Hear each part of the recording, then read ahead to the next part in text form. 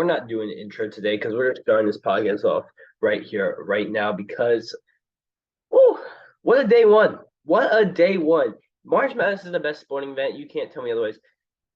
And yesterday showed, a real reason why. Because wow, what a day to start off the tournament. And as you guys know, I'm a Virginia fan, so that is where we'll lead off this podcast with was Virginia losing to Furman in the first round. It's the second game tip off at 12:40. So let's talk about it. So the first half, Virginia comes off and plays really strong. I really like the way they're playing. Reese Beekman was, getting to the line, being really aggressive, and I love to see that. Jane Garner was hitting shots. It was just, I felt really good about how the game was playing out in Virginia's path. Furman kind of made a little run at the end of this first half, and I got nervous. Jalen Slauson was giving out buckets, and I was like, okay, I got a little nervous. I can't lie. They played tough throughout the whole game. That second half comes, and Virginia gets off to a hot start to start the second half, and I'm feeling amazing.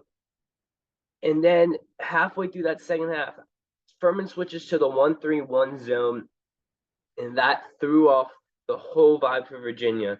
It just looked like we did not know how to run an offense. We were struggling out there. We missed so many shots. We couldn't get up threes. We shot 12 threes the whole game, made two. Isaac McNeely, the freshman, man, I can't wait for his future at Virginia. He came out there, had the only 2 threes for Virginia. He was the only one really just looking aggressive in that second half. Reese Beekman was doing good. And then Kihei Clark, we will get to this later, but in that end of the second half, he was the reason we were in the game. Of course, Caden misses a front half of a one-on-one, I believe. Kane Cedric has probably best game of the whole year, 15 and 13. I think he had 5-6 offensive rebounds. But yeah, Isaac McNeely was amazing. Hit 2 threes down the stretch to really keep Virginia in it. And that was really just the key. And then Kihei gets 2 big defensive stops down the stretch and then turns on and gets a layup. So I'm feeling good. We miss a one-on-one, and then when we're in the double bonus, Kihei goes 1 for 2.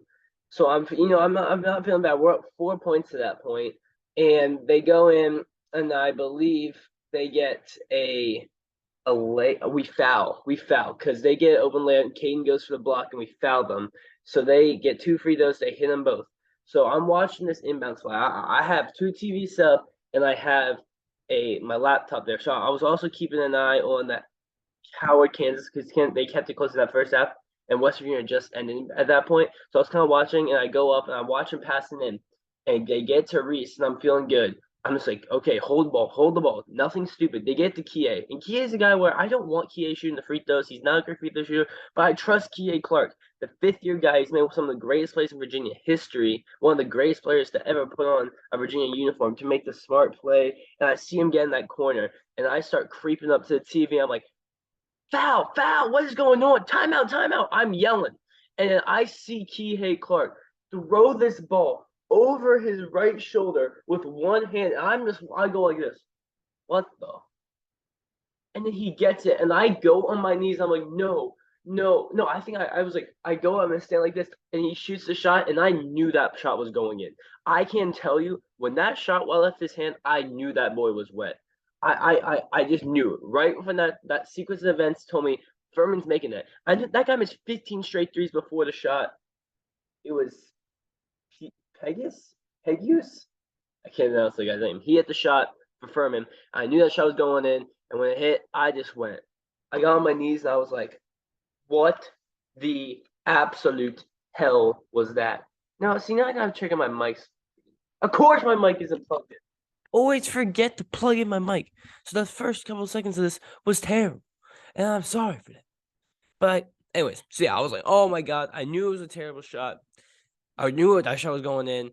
And yeah, and then we got a good shot from Reese. Hits backboard, maybe a little rim in there. And that one, it hurts, right? So we didn't make it last year, and the year before we lost to Ohio as a 4. So 3 out of the last 4 tournaments we played in, we've lost in the first round to double-digit seeds, and we won a national championship. So I mean, this sucks. Kihei Clark had an amazing career. I will always love K.A. Clark. He made that pass to Diakite, one of the greatest plays in Virginia history. He's done so much for this program, the most winningest player, and I got nothing but love for him. I really do. I hope, whatever his future is, it's the best, right? I got no bad blood for K.A. Clark. But that was probably the worst decision I've ever witnessed in a college basketball game. He just threw the ball up in the air. Like, just get fouled or call a timeout. They're probably going to foul him. The most likely scenario is if you just keep holding the ball, they're going to reach and hit you. They don't have all the time in the world. And it sucks. I didn't think Virginia was going to make it around this tournament. I had them losing the second round. And honestly, if I wasn't a Virginia fan, maybe I would have picked Furman. But I believed that Virginia was going to win that first round game just because I've seen them play. And I knew it was going to be close. I knew they played down their competition. I saw they would pull it out. And it looked good down the stretch. They couldn't get it done. Shout out to Furman. Congrats to their program to get that win. But it just sucks to see the way that game ended. But congrats to Furman there, and bittersweet ending for Virginia. And we'll see next year without K.A. Clark how we can play. So that was, and we're talking about one more game in depth, and then we'll just fly through these last games. Princeton beat Arizona. I'm a guy who had Arizona in my Elite Eight. I didn't have them in the Final Four like some people, but I did have Arizona in my Elite Eight, and Arizona couldn't score the ball in the final 4 minutes of the game. They didn't get 1 point. They didn't get 1 point in the final 4 minutes of the game. That's embarrassing. Chabelis was solid with 22, and Balo had 13. So 35 out of the 55 points was from the front court there. And the guards just didn't come out to play. And it wasn't like Princeton even had a dominant game. It was just Arizona was bad, man. They could not make they couldn't make shit. And I hate Arizona, right? Because now they've lost the double-digit seeds for the most ever. They're the only team to lose to a 12, 13, 14, 15 seed in the NCAA tournament since it's expanded. And Arizona just played bad. Shout out to Princeton, man. They overcame Arizona kind of taking control in the beginning of the second half. It was on my main screen. I switched it over to I can't remember the game what I switched it over to. But I switched it over to one of the games. I switched over to another game because Arizona went up, like 10 in that beginning of the second half. And I was like, okay, it's over. And then Princeton kept climbing back, put it onto the main screen. That last possession, Courtney Ramey just takes a bad shot. And then Kurt Kriisa, I guess, was probably the smart shot there. He could have backed it out. Probably got a better shot. But Princeton gets the win. It wasn't pretty, but they won. And the Ivy League gets another win. Princeton first win since... I can't remember. I didn't say. Maybe 1996. I think it was later than that. Anyways, 0 points in the final, 4 minutes, 43 seconds for Arizona. And Princeton gets the win, man. That's a bracket buster right there. That hurt me. I think I got 11 games out of 16 right, And I mean, I go look at my bracket, and there's so many games that I was like, I overthink it. And that sucks, right? But we'll get to those games later. Let's just start from the top. Alabama destroys Texas Christie, and Brandon Miller had 0 points in this game. He played 19 minutes, so they didn't need him. He's going through a little bit of a hamstring tweak, I think. I think he'll be fine. This Alabama looked really good. They had 1, 2, 3, 4, 5 players in double digits, and Brandon Miller had 0 points. For one of the best players in the country. So that's very interesting, but didn't really need him in that one. Maryland, West Virginia. Every year I get the first game wrong, and it happened again this year. I had West Virginia winning that, and West Virginia got off to an amazing start there. And they didn't have a big game from Eric Stevenson. It was, Kamari Johnson. I think that was his name. Anyways, he had a massive game, 27 in this one. But yeah, Eric Stevenson, 9 points. Right, he was kind of well on the run when he wasn't in the game. And Maryland just kind of held in it. Julian Reese was amazing that second half. And Jameer Young was in foul trouble a lot of this game. And they didn't really need him, which was really good. Maryland keeps winning the first round of the tournament there. Wow, West Virginia struggles. We don't know if that's Bob Huggins' last game. Sucks that I got that one wrong. But Maryland, great job under Kevin Willard in their first year. And they're going to play Alabama, which will be a 9:40 p.m. tip on Saturday. Which I expect Alabama to get it done. I think they're going to destroy them. But if Brandon Miller's not fully healthy, Maryland could have a chance pulling off the upset. San Diego State over Charleston. Again, this was a trendy upset pick, and I told you, Charleston plays right in San Diego State's hands. San Diego State's one of the best three-point defenses in the league. Charleston shoots the most three-pointers, I believe, in D1 college basketball. And Matt Bradley had 17 points, only won double figures, but it was just a team effort from San Diego State, and their defense was amazing. Charleston scores the least amount of points they have all year, and the Aztecs get a win for the Mountain West. We'll talk about that later, but it was much needed because if Charleston beat San Diego State, the Mountain West would have lost all their games, and it would have been embarrassing for the Mountain West. It would have just been embarrassing if San Diego State lost the game. So they did it for the whole conference. San Diego State gets their first program win, tournament win in a while. So it's really good to see that. The first win since 2015 for San Diego State, one of the best programs in the country, just hasn't been able to form in March. They had a really good team in the COVID year that they didn't get a chance to play. But San Diego State will play Furman on 9/10. So the first game on Saturday on CBS. So that'll be a really interesting one. Expect San Diego State to move on, play Alabama in that Sweet 16 is what I predicted. And I'm feeling pretty good about that. Missouri showed dominance over Utah State. There's another Mountain West loss there. And San Diego State, not San Diego State, Missouri just looked amazing. Kobe Brown, Damori Hodge, I love that duo. And they took over during that second half. Utah State was keeping it close, and then eventually Missouri just pulled away, ended up winning by 11 points. Utah State's one of the best three-point shooting teams in the country, and they just sucked from three yesterday. Damori Hodge, Kobe Brown did their thing, and they just had a nice team effort. Shout out to Dennis Gates in his first year, getting a tournament win from Missouri. Not high expectations. They did the job there. Now they got Princeton. Missouri can get to the Sweet 16, and it's looking good. The first tournament game in 13 years for Missouri, and they get the job done. Now they're trying to get to the Sweet 16, and they're going to be big favorites. I didn't think Princeton played that good. I expect Missouri to get there, and who knows how this bracket shapes out. Missouri could be going to the Elite Eight and getting a rematch against Alabama. I'm just putting that out there. I really like this Missouri team. They're not the greatest defensive team, but their offense is so good. And Kobe Brown, man, NBA scouts should be looking at him because he plays that good. He's that versatile. And, man, he took over during that second half. Him and Damori Hodge were amazing.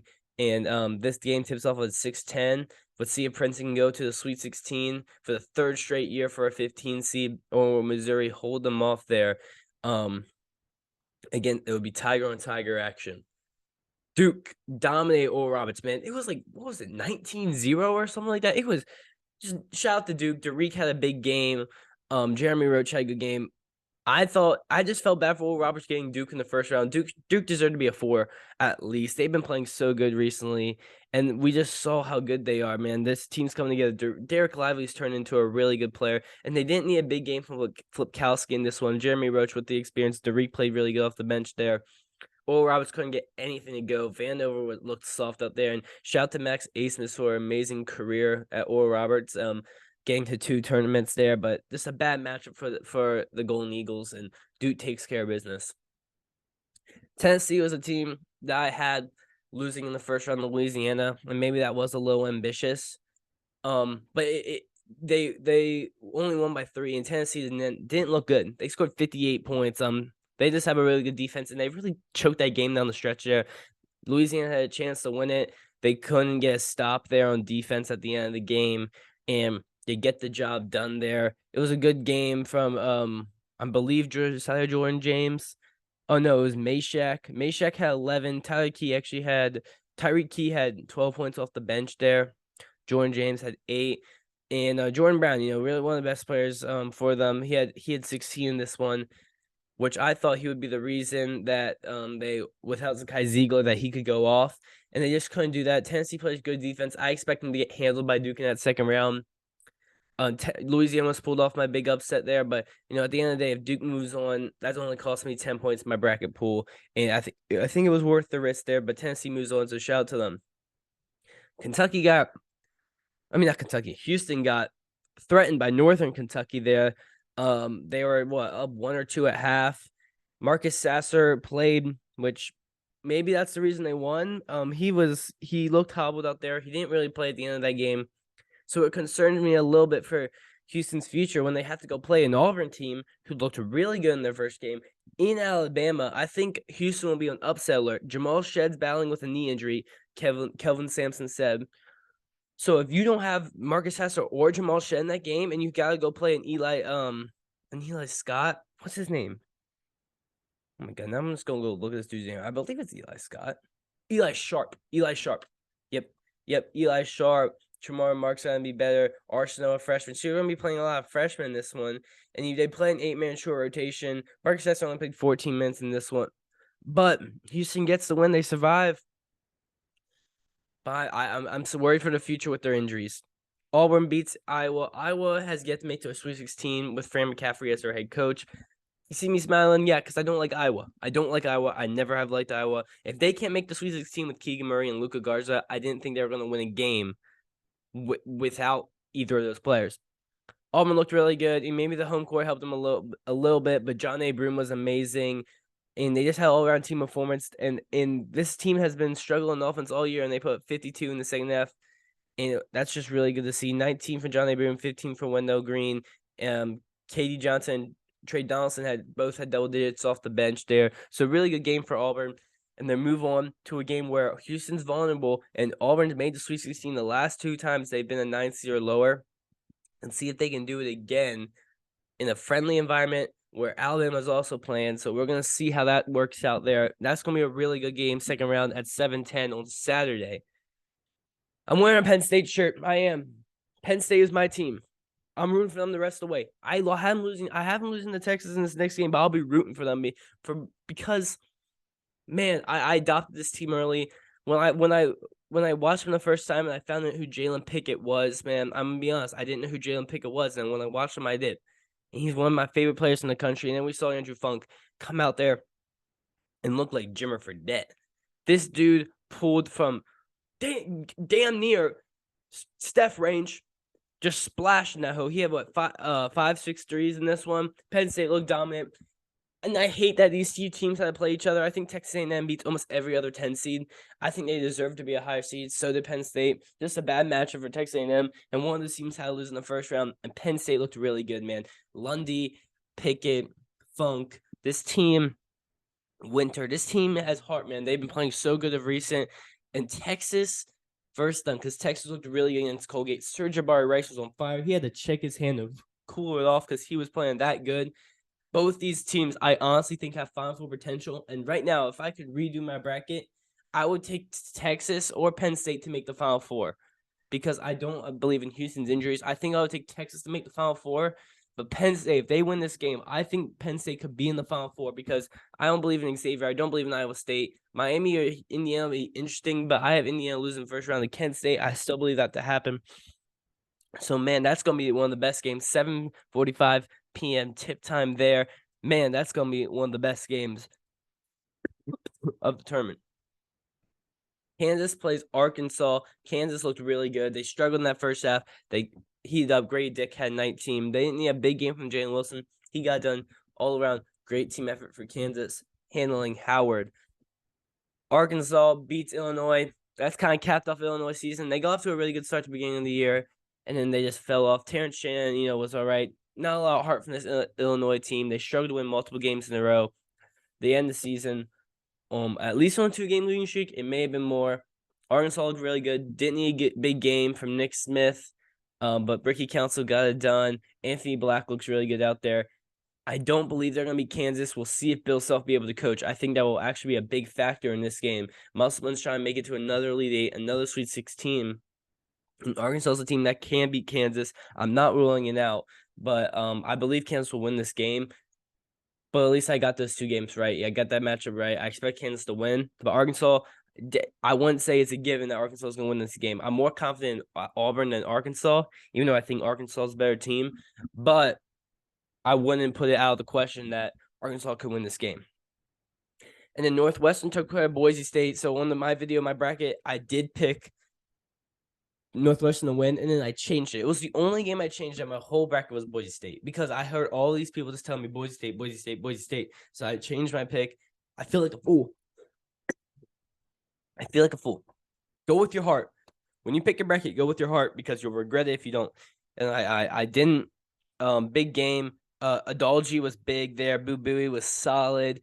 Boise State shot under 40% from the field. They were close, but never could get to that point where the game was tied. They could take a lead, and Northwestern just kept sustaining. And guess what? Northwestern's undefeated in the first round. They're 2-0.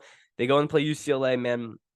And I would say UCLA is vulnerable, but what they did to UNC Asheville in that first game was just amazing, man. They did what Duke did to Oral Roberts, but kind of on a bigger stage. You're up 21 points at halftime. Amari Bailey's playing his best basketball. Jaime Haka is 17, Singleton 17, and they didn't even need a Dembona in this one. So I think he could be back for this Northwestern game because of course that's a tougher opponent.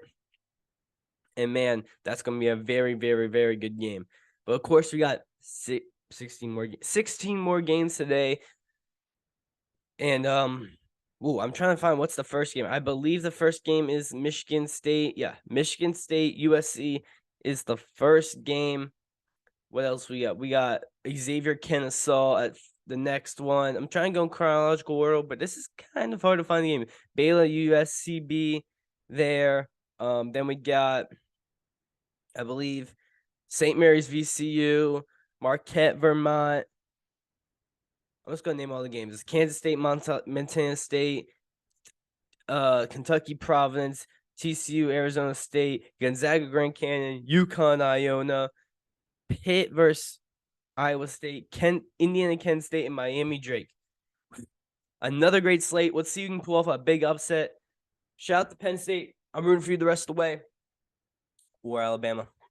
Either one of those teams. But man, I'm just going to sit back, relax, and enjoy because guess what? Yesterday, it was started in heartbreak, but it ended in some fun. Hopefully today can be fun the whole day. And I'm just going to be enjoying it. Peace out. Love you guys. I'm guessing you don't have a perfect bracket, but if you do, let me know. Peace.